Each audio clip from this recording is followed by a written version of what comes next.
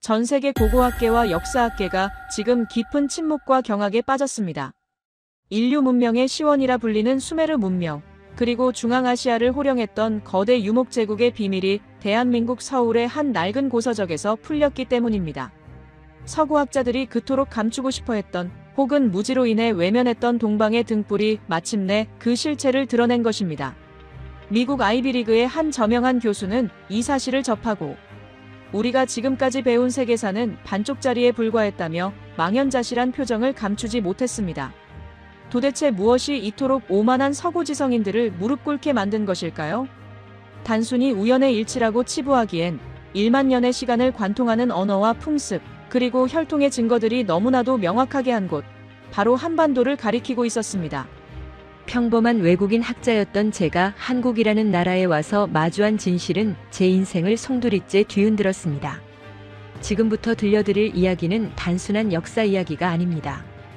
잃어버린 형제를 찾은 뜨거운 눈물과 위대한 유산을 지켜온 한국인들에 대한 경의, 그리고 세계가 다시 써야 할 인류의 기원에 대한 저의 고백입니다. 이 놀라운 여정에 동참하실 준비가 되셨다면 좋아요와 구독으로 한국의 위대한 진실을 널리 알려주십시오. 여러분의 작은 관심이 왜곡된 역사를 바로잡는 큰 힘이 됩니다. 그날 새벽 저는 떨리는 손을 진정시키며 한국행 비행기 표를 예매했습니다. 모든 것은 우연히 펼쳐든 낡은 책 한 권과 한국의 한 재야 사학자가 던진 질문 하나에서 시작되었습니다. 안녕하십니까? 저는 현재 중앙아시아의 한 국립대학교에서 고대 유목민사와 언어학을 가르치고 있는 알렉세이입니다. 제 이름에서 짐작하시겠지만 저는 러시아계와 중앙아시아의 혈통이 섞인 그저 평범한 역사학자였습니다. 제가 한국이라는 나라와 이토록 깊은 인연을 맺게 될 줄은 꿈에도 몰랐습니다. 몇 년 전까지만 해도 저에게 한국은 그저 삼성과 현대라는 거대한 기업이 있고 K-팝이라는 흥겨운 음악이 흘러나오는 경제적으로 성공한 작은 나라일 뿐이었습니다. 솔직히 말씀드리면 학자로서의 오만함도 있었습니다. 수천 년의 역사를 자랑하는 우리 중앙아시아의 광활한 대륙 역사에 비하면 반도라는 좁은 땅에 갇힌 한국의 역사는 그저 중국의 변방 문화 정도로만 치부했었으니까요. 그때만 해도 저는 몰랐습니다. 제 혈관 속에 흐르는 피가, 그리고 제가 평생을 바쳐 연구해온 중앙아시아의 언어들이 한국과 얼마나 깊은 탯줄로 연결되어 있는지 말입니다. 사건의 발단은 제가 교환 교수 자격으로 서울에 오게 되면서 시작되었습니다. 당시 저는 유라시아 고대 문명과 샤머니즘의 연관성이라는 주제로 논문을 준비 중이었는데 자료 조사를 위해 한국의 국립도서관과 여러 박물관을 방문할 계획이었습니다. 서울에 도착한 첫날, 저는 한국의 발전상에 놀랐습니다. 인천공항의 압도적인 규모와 서울 시내의 화려한 스카이라인, 그리고 거미줄처럼 촘촘하고 깨끗한 지하철 시스템은 제가 살던 곳과는 비교할 수 없을 정도로 쾌적했습니다.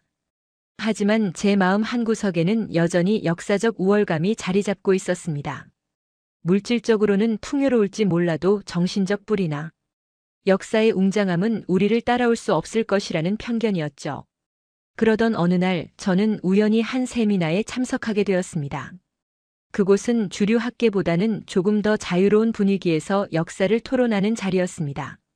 저는 그곳에서 묘한 열기를 느꼈습니다. 강단에 선 한 연구자가 낡은 칠판에 지도를 그리며 열변을 토하고 있었습니다. 통역기를 통해 들려오는 내용은 충격적이었습니다.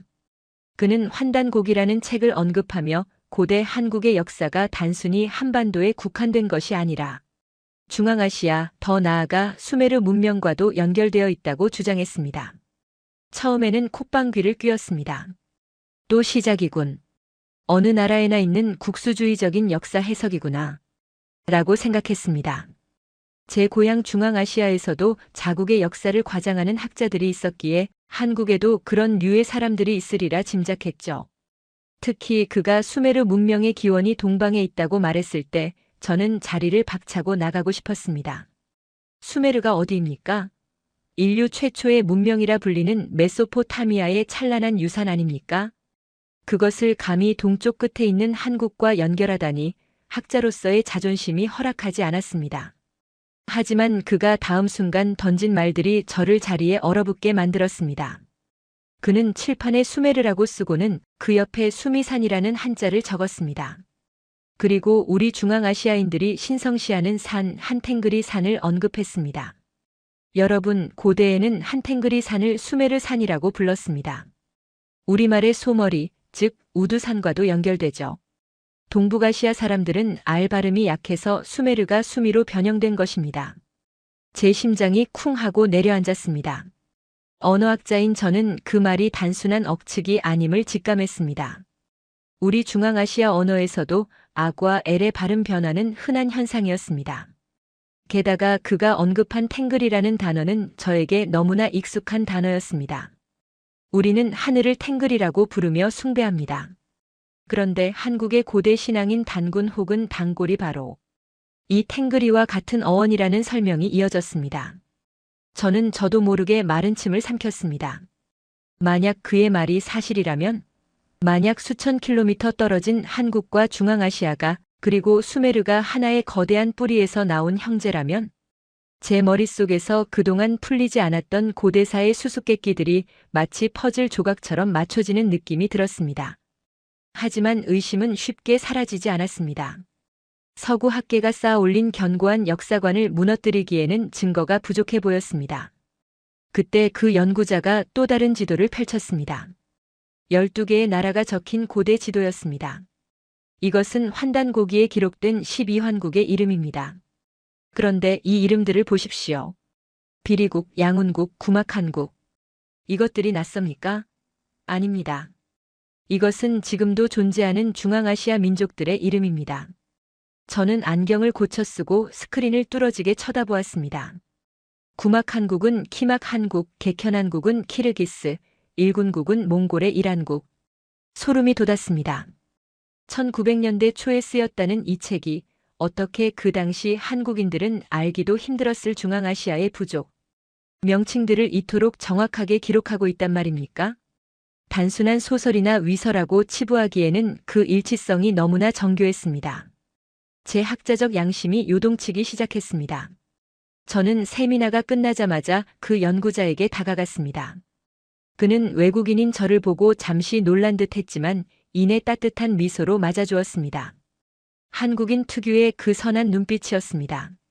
저는 더듬거리는 한국어와 영어를 섞어가며 물었습니다. 당신의 주장은 매우 흥미롭지만 위험합니다. 증거가 있습니까? 서양 학계가 인정할 만한 물증 말입니다. 그는 조용히 고개를 끄덕이며 자신의 가방에서 낡은 복사본 뭉치를 꺼내 제게 건넸습니다. 그것은 놀랍게도 카자흐스탄 정부가 발행한 역사책과 러시아의 고문헌들이었습니다. 그리고 그가 나직한 목소리로 말했습니다. 박사님, 눈에 보이는 유물보다 더 강력한 증거는 바로 박사님의 입, 그리고 박사님의 기억 속에 있습니다. 우리가 쓰는 단어, 우리가 기념하는 풍습, 그 속에 답이 있습니다. 한국은 단순히 반도의 작은 나라가 아닙니다. 우리는 오래전 잊어버린 형제를 기다리고 있었습니다. 저는 그날 밤 호텔로 돌아와 그가 준 자료들을 밤새도록 읽었습니다. 그리고 깨달았습니다. 제가 알고 있던 역사는 거대한 빙산의 일각에 불과했다는 것을요. 한국인들이 환단고기를 통해 말하고자 했던 것은 국수주의가 아니라 잃어버린 인류의 공통된 기억, 대홍수 이후 살아남은 자들이 세운 문명의 연대기였습니다. 저는 그제야 비로소 한국이라는 나라가 왜 그토록 낯설면서도 포근하게 느껴졌는지, 왜 한국 음식인 마늘과 쑥 이야기가 우리네 전설과 닮아 있는지 이해할 수 있는 실마리를 찾은 것 같았습니다. 하지만 이것은 시작에 불과했습니다. 제가 발견한 진실은 단순히 과거에 머물러 있지 않았습니다. 그것은 현재의 대한민국이 보여주는 놀라운 시민의식과도 연결되어 있었습니다. 다음 날 저는 본격적으로 이 미스터리를 파헤치기 위해 한국의 국립중앙박물관으로 향했습니다. 그리고 그곳에서 저는 제 눈을 의심하게 만드는 유물을 마주하게 됩니다. 황금으로 된 왕관, 그리고 그 모양이 중앙아시아 초원에서 발굴된 것과 너무나도 똑같은 형상을 하고 있었기 때문입니다. 그 제야 사학자와의 첫 만남 이후 제 머릿속은 혼란 그 자체였습니다. 숙소로 돌아온 저는 밤새 한숨도 잘 수 없었습니다. 그가 건네준 자료들, 그리고 제 기억 속의 파편처럼 흩어져 있던 중앙아시아의 언어들이 마치 자석에 이끌리듯 하나로 합쳐지고 있었기 때문입니다. 하지만 다음 날 아침 저는 냉혹한 현실의 벽에 부딪혀야 했습니다. 저는 당시 공동 연구를 진행 중이던 서구 주류 학계의 거두 하버드 출신의 해리슨 교수와 조찬 미팅을 가졌습니다. 그는 저를 아끼는 멘토였지만 동시에 철저한 서구 중심적 실증 사학자였습니다. 제가 조심스럽게 전날 들었던 환단고기와 중앙아시아 마이너스 한국의 연계성에 대해 이야기를 꺼내자 그의 표정은 순식간에 싸늘하게 굳어졌습니다. 알렉세이, 자네 미쳤나? 그건 유사 역사학이야. 20세기 초에 조작된 위서라고. 한국 내에서도 인정받지 못하는 낭설을 자네 같은 유망한 언어학자가 진지하게 믿는다는 게 말이 되나? 수메르가 한국과 연결된다고. 차라리 외계인이 피라미드를 지었다고 믿게. 그의 비웃음 섞인 조소는 저에게 큰 모멸감을 주었습니다. 하지만 교수님, 카자흐스탄의 부족 명칭과 환단고기에 나오는 12환국의 이름이 너무나 정확하게 일치합니다. 그리고 언어학적으로. 제 항변은 그의 단호한 손짓에 가로막혔습니다. 그만. 더 이상 학자로서의 자네 커리어를 망치고 싶지 않다면 그 동양의 판타지에서 당장 발을 빼게. 그 자리에서 저는 아무 말도 할 수 없었습니다. 하지만 제 가슴속 깊은 곳에서는 오기가 끓어올랐습니다. 무조건 아니라고. 증거를 제대로 보지도 않고. 저는 그날 오후 예정된 일정을 취소하고 홀로 국립중앙박물관으로 향했습니다. 해리슨 교수의 말이 틀렸다는 것을, 아니 서구 학계가 애써 외면하고 있는 진실을 제 두 눈으로 확인하고 싶었습니다. 박물관의 고요한 공기 속에서 저는 신라의 금관 앞에 섰습니다. 그리고 그 순간 저는 숨이 멎는 듯한 충격을 받았습니다. 유리관 너머로 찬란하게 빛나는 금관의 형상. 그것은 단순한 왕관이 아니었습니다. 금관 위로 뻗어 올라간 출자 모양의 장식은 명백히 나무였고 그 옆에 달린 고곡들은 생명을 상징했습니다. 그리고 가장 중요한 것, 바로 사슴뿔 형상이었습니다. 제 고향 중앙아시아의 초원, 그곳에서 발굴된 황금인간. 알틴 아담의 머리 장식과 신라의 금관은 마치 쌍둥이처럼 닮아 있었습니다. 이것은 우연일 수 없습니다. 시베리아 샤머니즘의 원형인 우주목 사상과 사슴 숭배 신앙이 한반도 남쪽 끝 신라에서 이토록 완벽하게 보존되어 있다는 것은 이들이 같은 영혼과 같은 피를 나눈 형제라는 명백한 증거였습니다. 해리슨 교수는 이것을 보고도 우연이라고 말할 수 있을까요? 그때 누군가 제 뒤에서 조용히 말을 걸어왔습니다. 어제 만났던 그 제야 사학자 김 선생이었습니다. 그는 마치 제가 이곳에 올 줄 알았다는 듯 온화한 미소를 짓고 있었습니다. 박사님, 신라의 금관을 보며 고향의 향기를 느끼고 계십니까? 신라라는 이름의 기원이 중앙아시아의 우두산, 즉 수메르 산에서 왔다는 것을 아신다면 더 놀라실 겁니다. 저는 그를 돌아보며 떨리는 목소리로 물었습니다. 수메르 산이라니요? 수메르 문명은 메소포타미아에 있지 않습니까? 김 선생은 저를 근처 벤치로 안내한 뒤 충격적인 언어학적 진실을 풀어놓기 시작했습니다. 그의 설명은 제 학문적 기반을 송두리째 뒤흔들었습니다. 박사님, 우리 동북아시아와 중앙아시아 사람들은 알 발음과 엘 발음을 구별하지 못하거나 탈락시키는 경향이 있습니다. 중앙아시아의 천산 산맥 근처에 있는 한탱그리 산을 고대에는 수메르 산이라고 불렀습니다. 그런데 이 수메르가 동쪽으로 오면서 아이 탈락해 수미가 된 것입니다. 불교에서 말하는 우주의 중심 수미산이 바로 그것이죠. 그리고 이것은 한국의 곳곳에 우두산, 소머리산이라는 이름으로 남아 있습니다. 그의 말을 듣는 순간 제 머릿속에서 번개 같은 섬광이 스쳤습니다.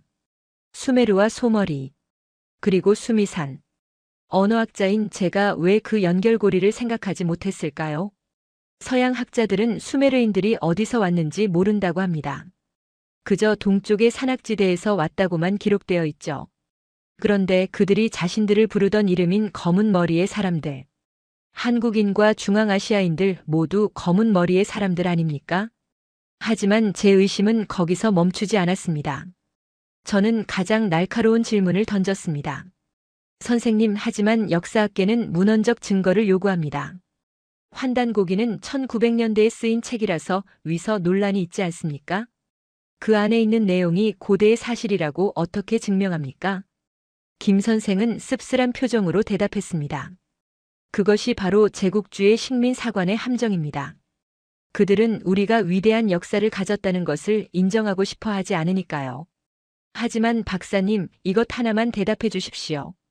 1900년대 초 정보가 차단되어 있던 조선의 한 시골 학자가 어떻게 중앙아시아 깊숙한 곳에 살고 있는 소수 민족들의 이름을 정확히 알고 책에 기록할 수 있었겠습니까? 그는 12환국의 이름들을 하나씩 읊기 시작했습니다. 1군국. 이것은 징기스칸의 후예들이 세운 1한국과 몽골의 이울스, 대구가 일치합니다. 구막한국.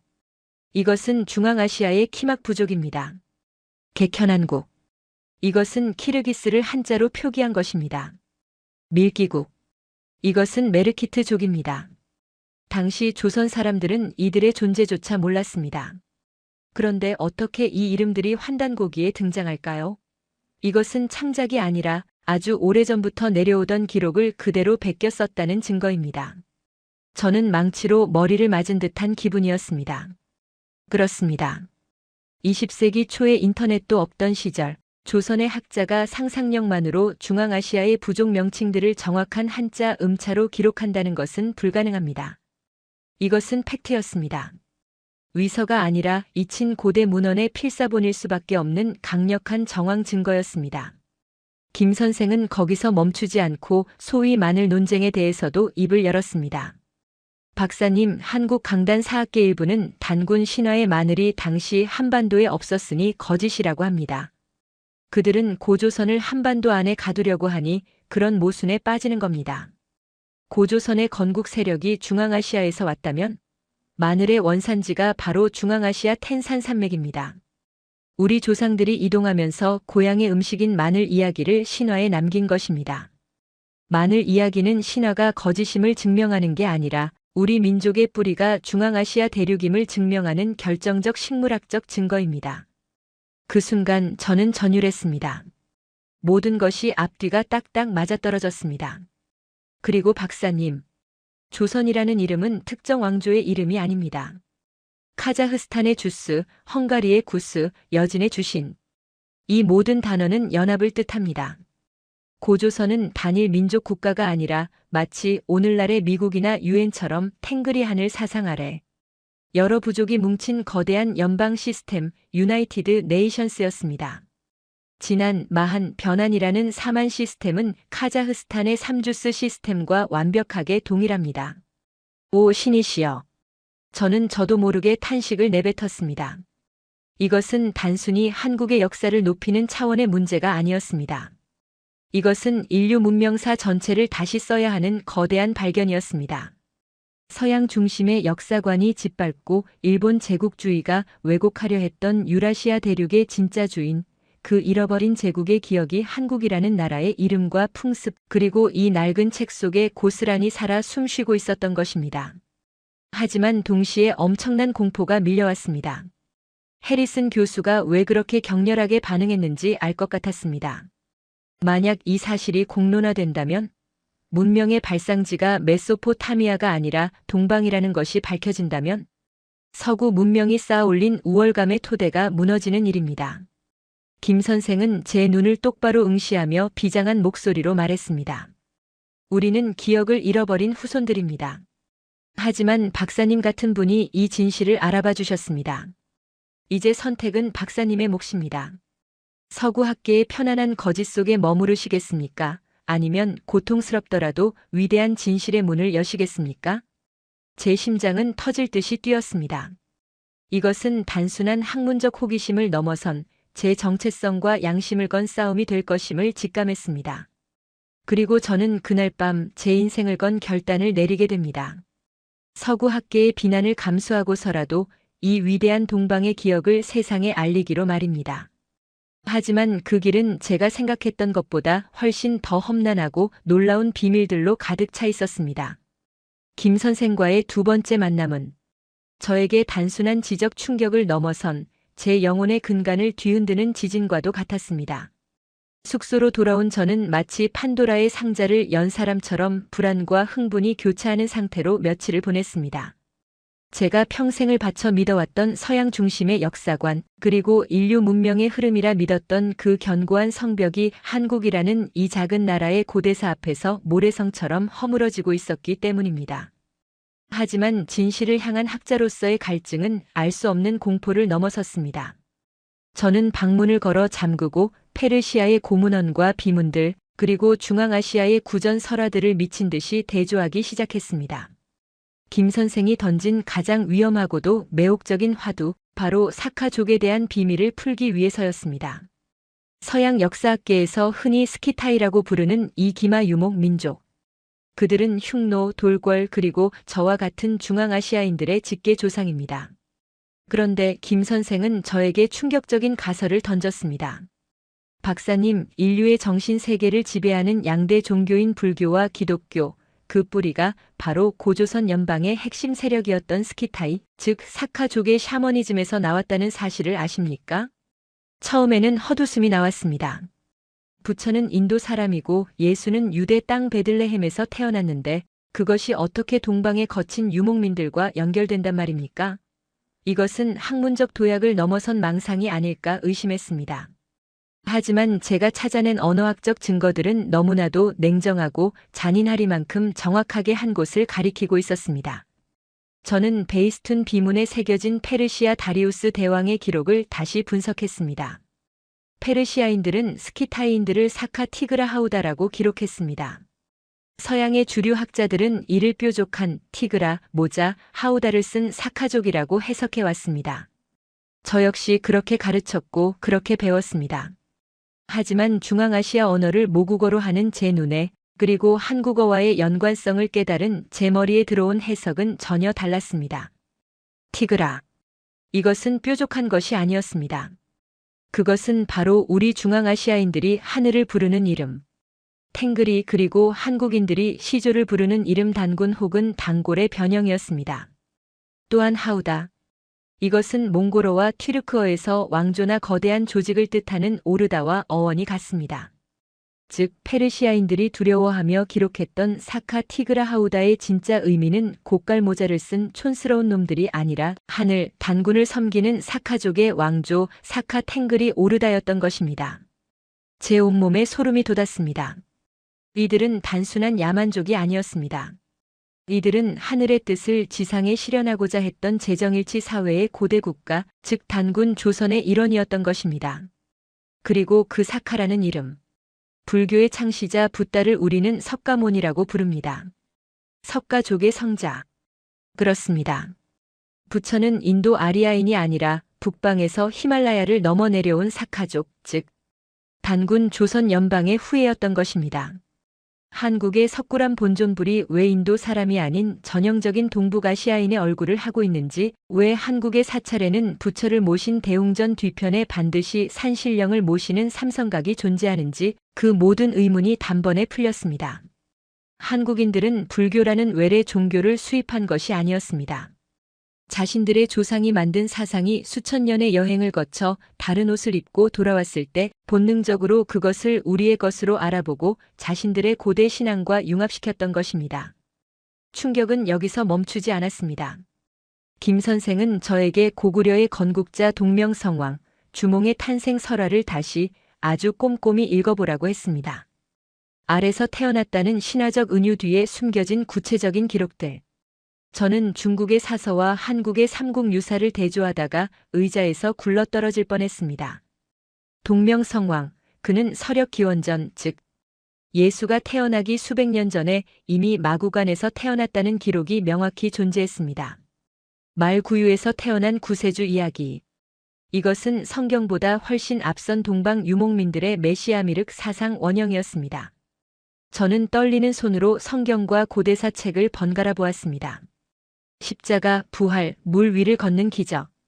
이 모든 모티프가 기독교가 탄생하기 전부터 고대 스키타이, 샤먼들의 의식과 전설 속에 이미 살아 숨쉬고 있었습니다.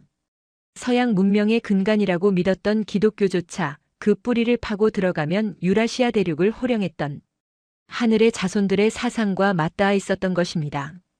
어느 날 저는 이 혼란스러운 마음을 정리하기 위해 서울 도심의 한 고차를 찾았습니다.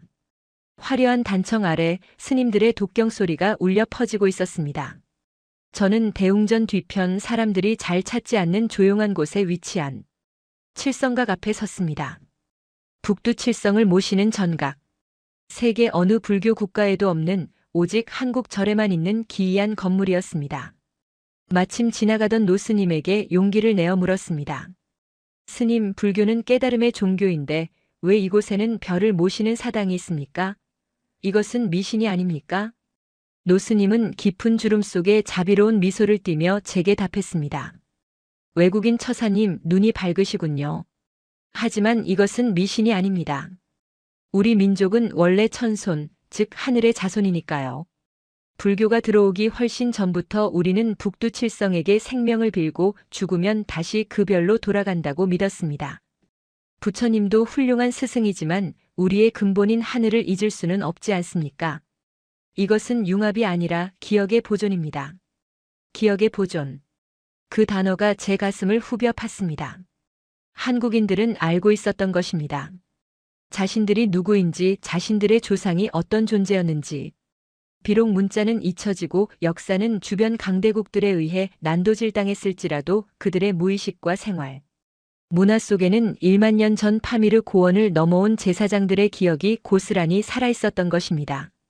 한국인들이 국가적 위기 때마다 보여주는 그 불가사의한 단결력, 우리라는 공동체 의식, 그리고 홍익인간이라는 이타적인 건국 이념.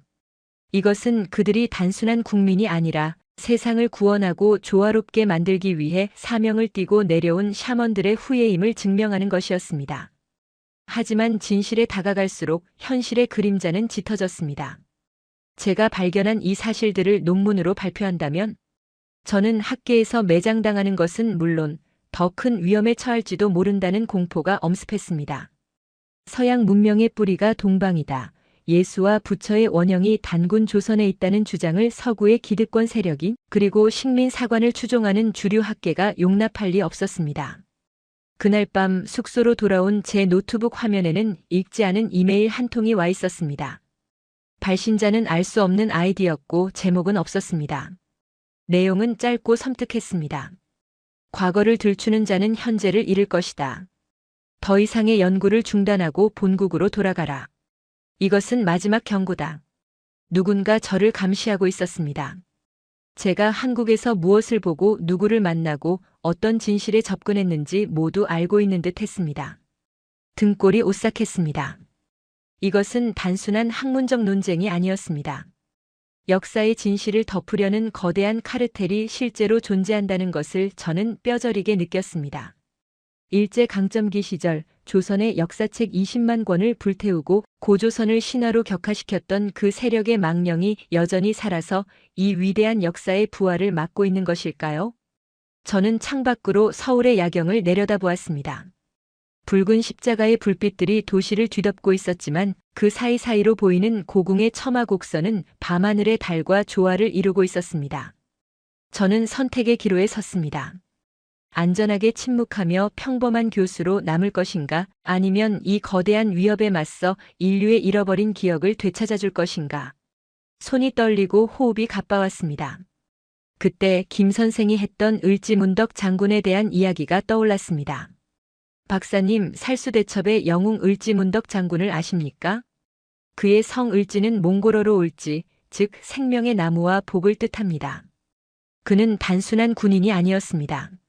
세상의 균형이 무너졌을 때 이를 바로잡기 위해 나선 검은 샤먼, 즉 어쌔신이자 수호자였습니다. 수나라가 고대 질서를 깨고 침략했을 때 그는 질서를 바로잡고는 역사 속으로 호련히 사라졌습니다. 세상은 지금 다시 균형을 잡아줄 진실의 수호자를 필요로 합니다. 제 가슴 속에서 뜨거운 무언가가 끓어올랐습니다. 그것은 학자로서의 양심을 넘어선 어떤 숙명과도 같은 소명의식이었습니다. 저는 한국인이 아니지만 한국의 역사를 통해 제 자신의 잃어버린 뿌리를 찾았습니다. 이 진실은 한국만의 것이 아니라 전 인류가 공유해야 할 유산이었습니다. 누군가는 기록해야 했고 누군가는 알려야 했습니다. 저는 떨리는 손을 진정시키며 이메일 삭제 버튼을 눌렀습니다. 그리고 김 선생에게 문자를 보냈습니다. 내일 뵙겠습니다. 제가 찾은 마지막 퍼즐 조각, 그리고 이 거대한 비밀을 지키기 위해 우리가 해야 할 일에 대해 논의하고 싶습니다. 저는 물러서지 않겠습니다. 저는 이제 단순한 관찰자가 아니었습니다. 1만 년의 봉인을 뜯어내는 역사의 증인이자 왜곡된 진실에 맞서는 전사가 되기로 결심했습니다. 하지만 제가 마주하게 될 마지막 진실은 저의 이런 비장한 결심조차 무색하게 만들 만큼 거대하고 또한 눈물겹도록 아름다운 것이었습니다.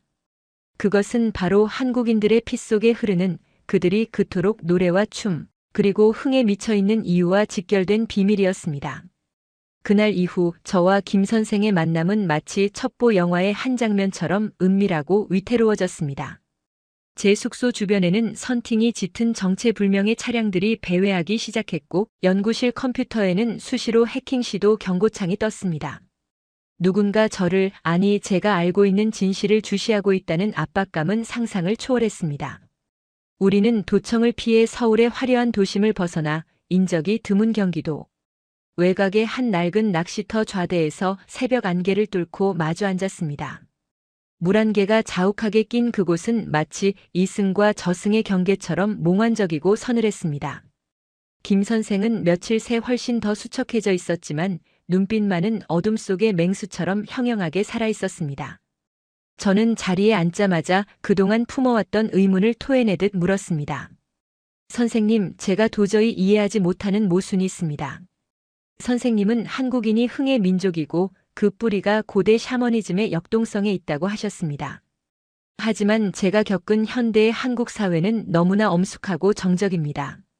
특히 한국의 장례식장은 숨소리조차 내기 힘들 정도로 무겁고 사람들은 공공장소에서 감정을 억누르는데 익숙해 보입니다. 과거에 춤추고 노래했다던 그 역동적인 에너지는 다 사라진 것 아닙니까? 김 선생은 낚싯대를 들이운 채 물안개를 바라보며 씁쓸한 미소를 지었습니다. 그리고 나직한 목소리로 입을 열었습니다. 박사님, 보이는 현상에 속지 마십시오. 에너지는 사라지지 않습니다.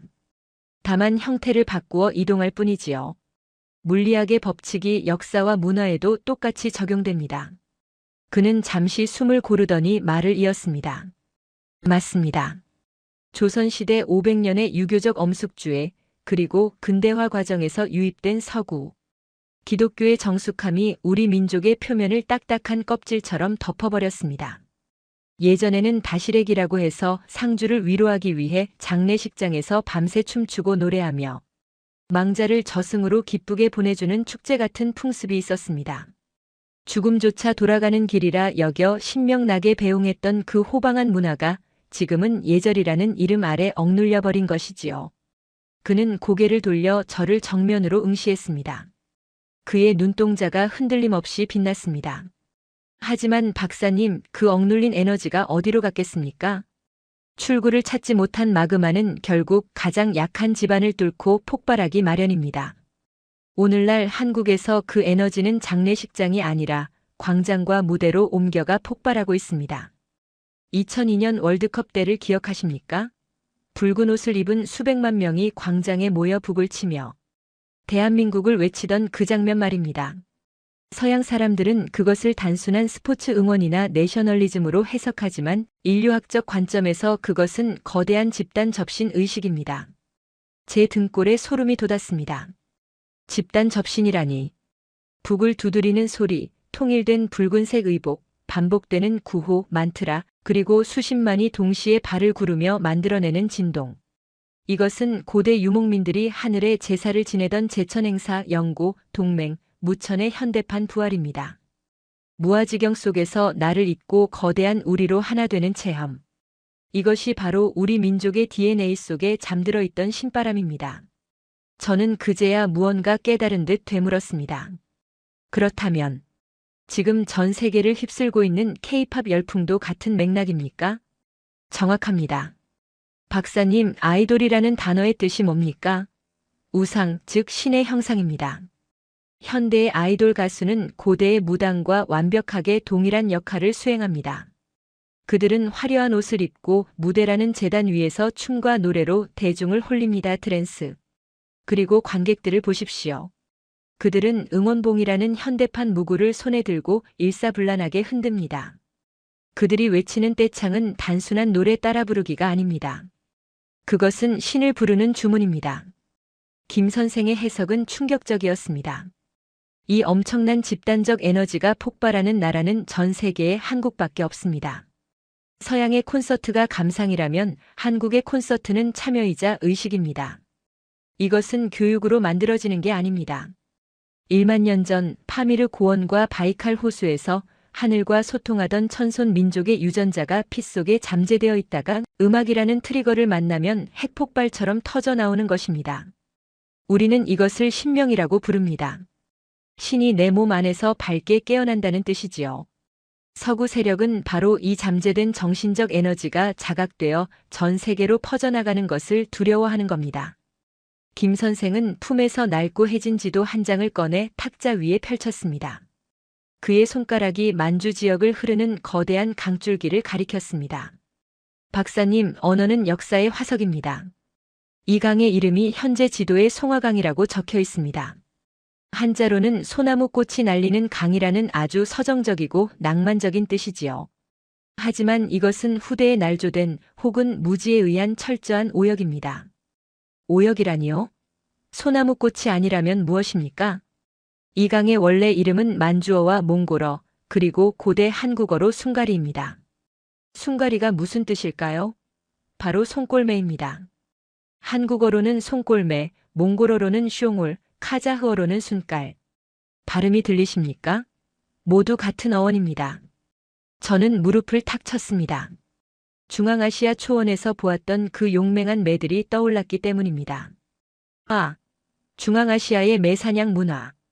그렇습니다. 고대 우리 민족에게 매는 태양의 사자이자 하늘의 뜻을 땅으로 전하는 메신저였습니다. 고구려 고분 벽화에도 매사냥 장면이 생생하게 그려져 있고 지금도 한국 공군의 상징이 보라매인 이유가 무엇이겠습니까? 우리는 하늘을 동경하고 새를 숭배했던 영혼의 쌍둥이였습니다. 우리 조상들은 강 이름조차 매의 강이라고 지어 그 기상을 기렸는데 중국과 일본은 꽃 화자를 써서 그 강인한 기상을 나약한 꽃잎 이미지로 바꿔버린 겁니다. 지명 하나, 이름 하나에도 우리가 원래 어떤 민족이었는지에 대한 증거가 이렇게 선명하게 남아 있습니다. 그의 설명을 듣는 동안 제 머릿속에서는 한국 문화의 퍼즐 조각들이 비로소 하나의 거대한 그림으로 완성되고 있었습니다. 한국인들이 왜 그토록 노래와 춤에 열광하는지, 왜 위기의 순간마다 기적처럼 뭉치는지, 왜 그들의 문화가 전 세계인의 영혼을 울리는지. 그것은 단순한 유행이 아니라 인류가 잊고 있었던 원초적 생명력의 귀환이었습니다. 그 순간 낚시터 입구 쪽에 자갈밭을 밟는 타이어 소리가 들려왔습니다. 아주 미세한 소리였지만 김 선생의 귀는 그것을 놓치지 않았습니다. 저 멀리 어둠 속에서 라이트를 끈 검은색 승합차 2대가 천천히 마치 먹잇감을 노리는 상어처럼 진입하고 있었습니다. 김 선생의 표정이 차갑게 굳어졌습니다. 박사님, 놈들이 냄새를 맡았습니다. 시간이 없습니다. 그는 급히 자신의 가방에서 묵직한 외장 하드디스크 하나를 꺼내 제 손에 쥐어주었습니다. 차가운 금속의 감촉이 제 손바닥을 파고들었습니다. 이게 뭡니까? 이 안에는 제가 평생을 바쳐 수집한 자료들이 들어있습니다. 서구 학계와 동북아 역사재단이 그토록 감추고 싶어하는 금지된 고지도들, 중앙아시아와 한국어의 어원을 분석한 육필원고, 그리고 무엇보다 일본 왕실 도서관인 서릉부 깊숙한 곳에 은폐되어 있는 한국 고대 사서들의 비밀 목록이 들어있습니다. 일본 왕실 도서관이라니요? 김 선생은 비장한 목소리로 속삭였습니다. 일제강점기 때 초대 통감 이토 히로부미가 조선 전역을 뒤져 수십만 권의 고서적을 훔쳐갔습니다. 그들은 알았습니다. 조선을 영구히 식민지로 만들려면 한국인들의 머릿속에서 단군과 대륙의 역사를 지워버려야 한다는 것을요. 불태운 척했지만 진짜 중요한 책들은 일본으로 가져가 숨겨두었습니다. 이 데이터는 그 감옥에 갇힌 진실을 꺼낼 수 있는 유일한 열쇠입니다. 부디 이것을 안전한 곳으로 가져가 박사님의 이름으로 세상에 공표해 주십시오. 저는 다급하게 그의 팔을 잡았습니다. 선생님은요? 같이 가셔야죠. 이 자료를 설명하려면 선생님이 필요합니다. 아닙니다. 저는 여기서 시간을 끌겠습니다. 놈들은 저를 노리고 온 겁니다. 제가 미끼가 되어야 박사님이 공항까지 갈 시간을 벌 수 있습니다. 안 됩니다. 그건 자살 행위입니다. 김 선생은 제 손을 강하게 뿌리치며 제 어깨를 잡았습니다. 그의 눈시울이 붉어져 있었습니다. 박사님, 고대 샤먼에게는 두 가지 역할이 있었습니다. 하나는 어둠 속에서 악과 싸우는 검은 샤먼이고 다른 하나는 세상의 빛과 진리를 전하는 흰 샤먼입니다. 저는 이 땅에 남아 어둠을 막아내는 검은 샤먼의 소명을 다할 겁니다. 그러니 박사님은 부디 흰 샤먼이 되어 전 세계에 우리의 이야기를 전해 주십시오. 이것은 부탁이 아니라 역사의 명령입니다. 검은 양복을 입은 사내들이 차에서 내려 몽둥이를 든 채 낚시터 좌대 쪽으로 달려오고 있었습니다. 김 선생은 저를 뒷문 쪽 갈대밭으로 힘껏 밀치며 소리쳤습니다. 어서 가십시오. 뒤도 돌아보지 말고 뛰십시오. 그리고 기억하십시오. 한국은 작지만 결코 작은 나라가 아닙니다. 인류 문명의 시원이자 마지막에 세상을 구원할 정신 문명의 종주국입니다. 어서. 저는 입술을 깨물며 칠흑 같은 어둠 속 갈대밭으로 몸을 던졌습니다. 진흙탕이 신발을 잡고 늘어졌지만 멈출 수 없었습니다. 뒤에서 고성이 오가고 둔탁한 타격음과 함께 김 선생의 고통 섞인 기합 소리가 들려왔습니다. 제 심장은 터질 듯이 뛰었고 뜨거운 눈물이 뺨을 타고 흘러내려 시야를 가렸습니다. 이것은 영화가 아니었습니다. 역사의 진실을 덮으려는 거대한 힘은 실존했고 그들은 수단과 방법을 가리지 않았습니다. 겨우 도로변으로 빠져나와 지나가는 화물 트럭을 잡아타고 인천공항으로 향하는 동안 저는 주머니 속에 하드디스크를 생명줄처럼 꽉 쥐고 있었습니다. 공항에 도착해서도 안심할 수 없었습니다. 누군가 제 어깨를 잡을까봐, 출국 금지가 되었을까봐 식은땀이 비 오듯 흘렀습니다. 다행히 저는 무사히 비행기에 탑승할 수 있었습니다. 이륙하는 비행기 창밖으로 멀어지는 서울의 야경은 보석처럼 아름다웠지만 제 마음은 갈갈이 찢겨 있었습니다. 저 불빛 아래 어딘가에 피를 흘리며 쓰러져 있을 김 선생. 이름 없는 영웅. 그가 목숨을 걸고 지키고자 했던 이 위대한 나라가 더 이상 거짓된 역사 속에 묻히지 않기를 저는 하늘 탱그리를 향해 간절히 기도했습니다. 하지만 이야기는 여기서 끝나지 않았습니다. 본국으로 돌아와 떨리는 손으로 김 선생이 준 하드디스크를 복구하던 저는 파일의 가장 깊은 곳, 암호화된 폴더 안에서 미래에 대한 예언이 담긴 충격적인 보고서를 발견하게 됩니다. 그것은 단순히 과거의 영광을 되찾는 것을 넘어 다가올 인류의 대전환기에 한국이 맡게 될 결정적인 역할에 대한 소름 끼치도록 구체적인 청사진이었습니다. 중앙아시아의 차가운 밤바람이 창문을 덜컹거리게 만드는 밤이었습니다. 저는 떨리는 손으로 김 선생이 목숨을 걸고 지켜낸 하드디스크의 마지막 암호화 폴더를 열었습니다. 비밀번호는 그가 낚시터에서 헤어지며 제 손바닥에 적어주었던 숫자, 바로 2333. 고조선의 건국 연도였습니다. 폴더가 열리는 순간 화면에는 프로젝트 동방의 등불이라는 제목의 파일들이 쏟아져 나왔습니다. 그 안에는 제가 상상조차 하지 못했던 방대한 분량의 스캔, 문서들과 김 선생의 육성 녹음 파일이 들어 있었습니다. 그것은 단순한 고대사의 기록이 아니었습니다. 19세기 말 조선에 들어왔던 서양 선교사들과 외교관들이 본국 정보부와 교황청에 보냈던 비공개 보고서, 그리고 한국의 비전 예언서인 격암 유록과 정감록을 현대 지정학적 관점에서 정밀 분석한 1급 기밀 문서였습니다. 저는 숨을 죽이고 모니터의 글자들을 읽어내려갔습니다. 1880년대 조선 땅을 밟았던 한 푸른 눈의 선교사가 남긴 일기. 원본 스캔 파일에는 이렇게 적혀 있었습니다. 이 민족은 겉보기에는 가난하고 쇠락해 보이며 거리에는 오물이 넘쳐난다. 그러나 그들의 눈빛 속에는 형언할 수 없는 고귀한 영성이 서려 있다. 그들은 아무리 가난해도 흰옷을 즐겨 입으며 하늘을 경외한다. 나는 이 기이한 광경 앞에서 전율을 느꼈다. 마치 멸망한 고대 이스라엘의 제사장들이 동방으로 건너와 숨어 사는 것만 같다. 나는 확신한다. 훗날 기독교의 진리가 서양에서는 물질주의에 물들어 쇠퇴할지라도 이 동방의 작은 나라에서 그 본질이 다시 꽃피워 전 세계를 구원할 영적인 불씨가 될 것이다. 그들은 잠들어 있는 사자다. 지금은 때가 아니기에 침묵하고 있을 뿐이다. 전율이 흘렀습니다. 당시 서구 열강의 제국주의적 시각으로는 도저히 이해할 수 없었던 한국인의 잠재력. 서양인들조차 본능적으로 알아보았던 제사장 민족으로서의 기운. 김 선생의 분석 파일은 이것을 고조선 문명 회귀론이라고 설명하고 있었습니다. 이어지는 김 선생의 육성 녹음 파일은 더욱 충격적이었습니다.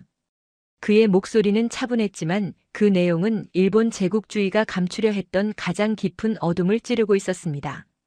박사님, 일본 제국주의가 식민 지배 시절 왜 그토록 집요하게 우리의 단군을 말살하고 전국의 명산마다 쇠말뚝을 박으며 민족의 정기를 끊으려 했는지 아십니까? 단순히 영토를 점령하기 위해서가 아니었습니다. 그들의 정보국과 오컬트 연구자들은 알았습니다. 이 한반도가 단순히 대륙으로 가는 다리가 아니라 다가올 미래 문명의 중심지가 될 운명이라는 것을 말입니다. 녹음 속에서 그는 잠시 숨을 고르더니 격정적인 목소리로 이어갔습니다. 그들은 고대 예언서들과 자신들이 약탈한 사서들을 분석한 결과 동방에서 인류를 구원할 빛이 나온다는 구절이 중국도 일본도 아닌 바로 한반도를 가리킨다는 결론에 도달했습니다. 지구의 에너지축이 이동할 때 그 중심축이 되는 곳이 바로 여기였기 때문입니다. 그래서 그들은 두려워했습니다. 잠자던 호랑이가 깨어나면 자신들이 삼켜질 것을 알았기에 아예 그 뿌리를 잘라내 영원히 기억. 상실증에 걸린 2등 국민으로 만들려 했던 것입니다. 우리가 배우는 식민사관은 단순한 역사 왜곡이 아닙니다. 민족의 영혼을 가두는 주술적 봉인입니다. 파일의 다음 장에는 더욱 놀라운 내용이 담겨 있었습니다. 바로 한국의 건국 이념인 홍익인간 사상에 대한 21세기적 재해석이었습니다. 우리는 흔히 이것을 교과서에 나오는 낡은 표어 정도로만 알고 있습니다. 하지만 김 선생은 이것을 인류 멸망을 막을 유일한 백신이라고 정의했습니다. 박사님, 지금 인류를 보십시오. 자본주의의 탐욕으로 인한 환경 파괴, 종교 간의 극단적인 갈등, 핵전쟁의 위기, 그리고 전례 없는 정신적 공허와 우울증. 서구의 이분법적 사고방식, 즉 선과 악, 나와 남, 인간과 자연을 분리하여 정복하려는 사고방식으로는 이 문제를 절대 해결할 수 없습니다. 서양 문명은 한계에 봉착했습니다. 하지만 홍익인간은 다릅니다. 널리 인간 세상을 이롭게 하라. 이것은 단순한 이타주의가 아닙니다. 이것은 나와 남이 둘이 아니다. 하늘과 땅과 사람이 하나다라는 거대한 통합 사상입니다.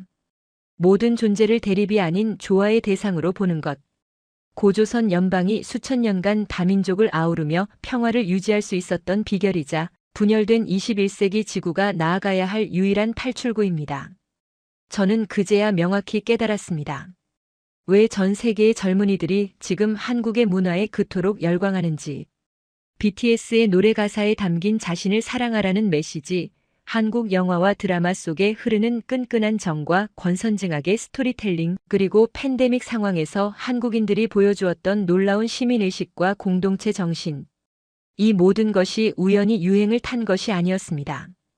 인류는 본능적으로 알고 있었던 것입니다. 물질 문명의 차가운 벽에 부딪힌 지금 자신들을 따뜻하게 위로하고 구원해줄 새로운 정신적 리더십이 바로 동방의 작은 나라 한국에서 싹트고 있다는 사실을 영혼으로 감지하고 있었던 것입니다. 한국인들은 자신들도 모르는 사이에 전 세계에 홍익인간의 정신을 문화라는 그릇에 담아 퍼뜨리고 있었던 것입니다. 김 선생이 남긴 마지막 메모장 파일 투 알렉세이를 열었을 때 저는 더 이상 흐르는 눈물을 주체할 수 없었습니다.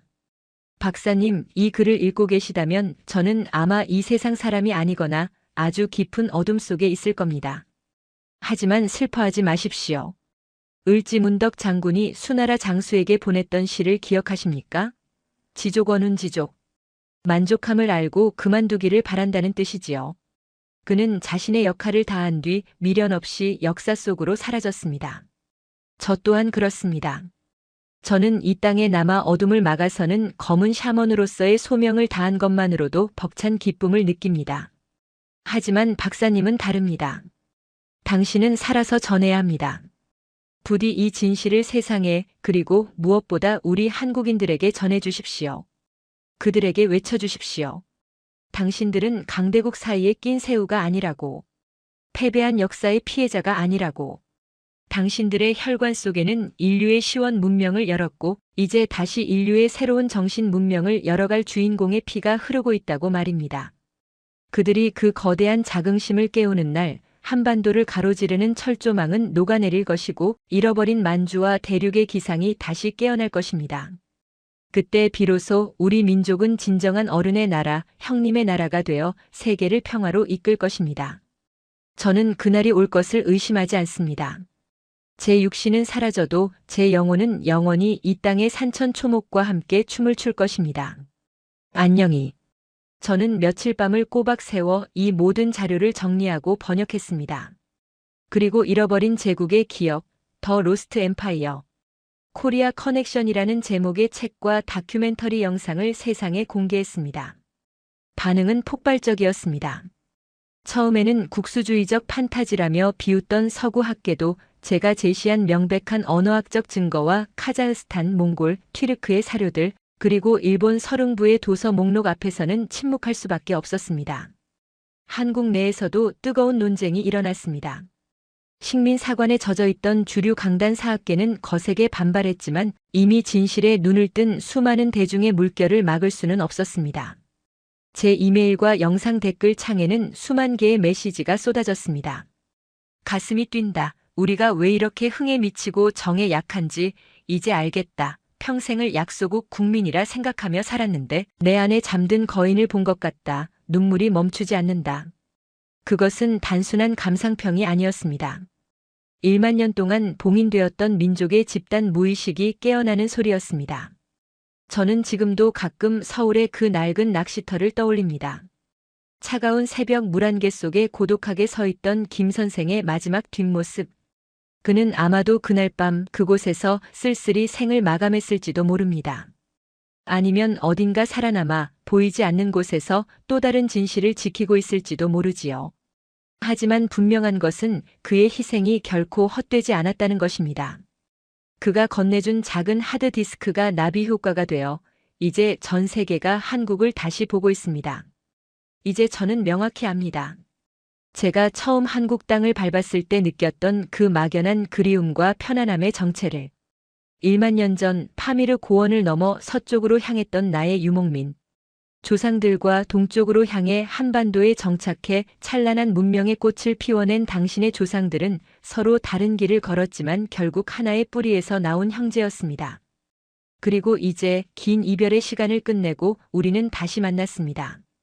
한국인 여러분, 그리고 이 영상을 보고 계신 전 세계의 동포 여러분. 대한민국은 결코 작은 나라가 아닙니다.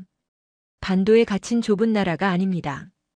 여러분의 DNA 속에는 광활한 유라시아 대륙을 호령했던 기마, 민족의 기상과 하늘의 뜻을 땅에 심으려 했던 제사장들의 숭고한 영혼이 용암처럼 흐르고 있습니다. 부디 스스로를 과소평가하지 마십시오. 서구가 만들어 놓은 헬조선이라는 패배주의의 프레임에 갇히지 마십시오. 그것은 여러분의 힘을 두려워하는 자들이 만든 환상일 뿐입니다.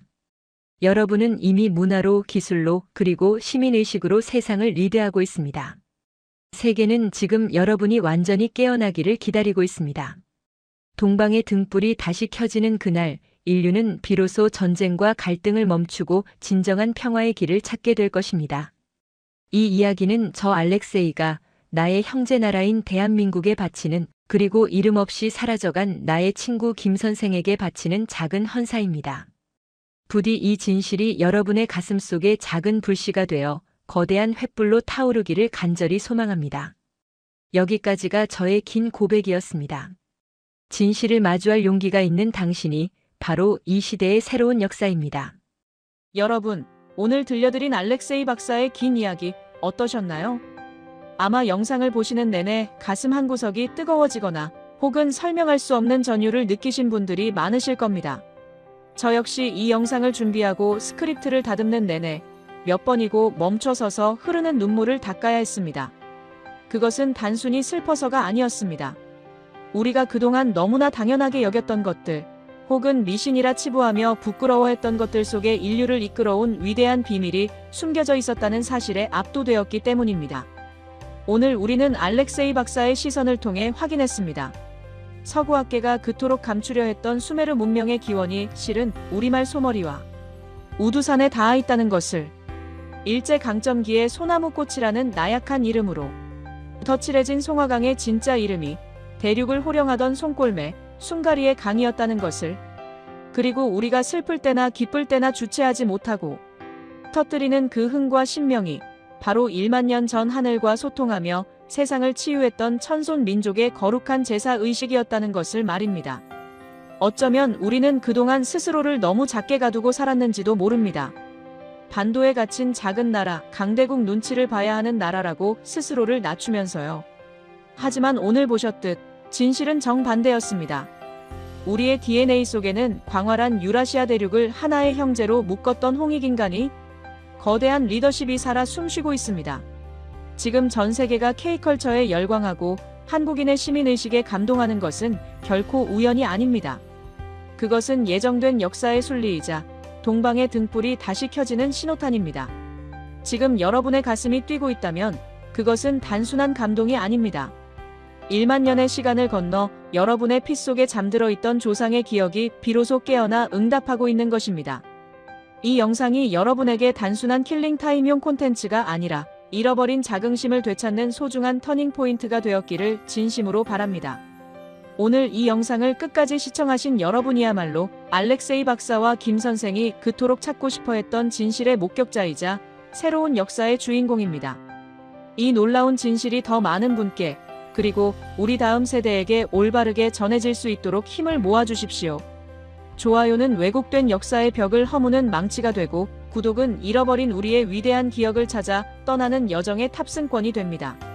그리고 알림 설정을 통해 앞으로 공개될 더 충격적이고 가슴 벅찬 진실들을 가장 먼저 만나보시길 바랍니다.